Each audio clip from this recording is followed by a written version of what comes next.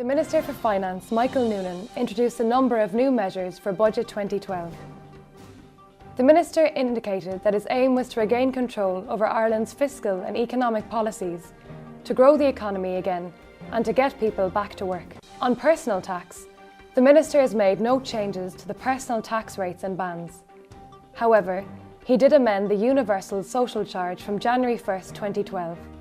The Universal Social Charge exemption limits have been increased from €4,004 to €10,036 to help the low-paid and part-time workers. In respect of VAT, it was widely expected the Minister would increase the standard rate while leaving the reduced rates remaining the same.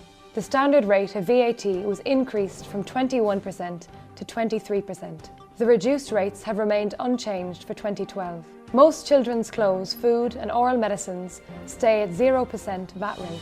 The Minister today announced an increase in the rates charged for motor tax on both new and used cars. They are as follows. Old cars. The cost of taxing a vehicle across all 7 bands have been increased. New cars have been increased by the amounts shown here.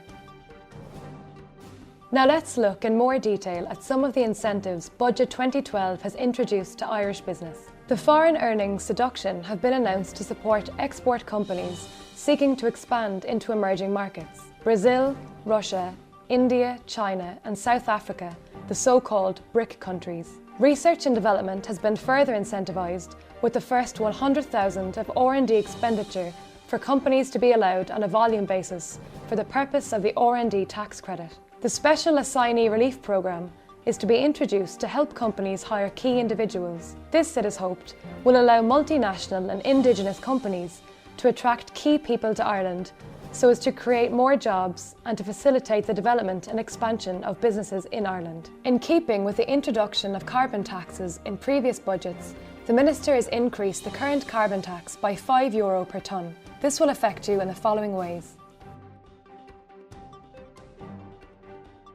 Now to pensions.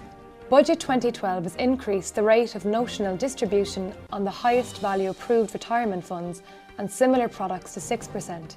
There is also an increase in the rate of tax on the transfer of an ARF on death to a child over 21 from 20% to 30%.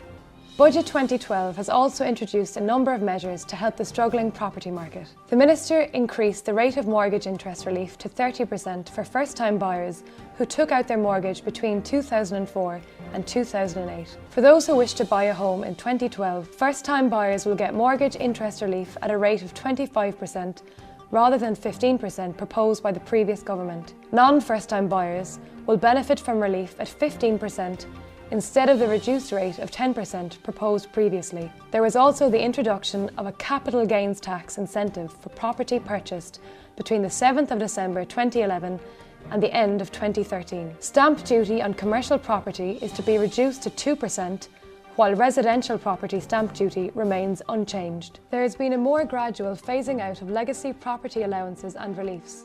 However, a 5% surcharge on investors with gross incomes exceeding 100,000 has been introduced. The Minister has made further changes to other tax categories. He has raised both capital gains tax and capital acquisitions tax from 25% to 30%.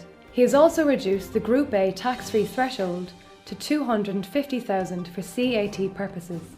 Deposit interest retention tax, DIRT, is being introduced from 27% to 30%. This video presentation is a summary of the contents of Budget 2012. For further information on how this budget affects you and your business, please consult your business advisor.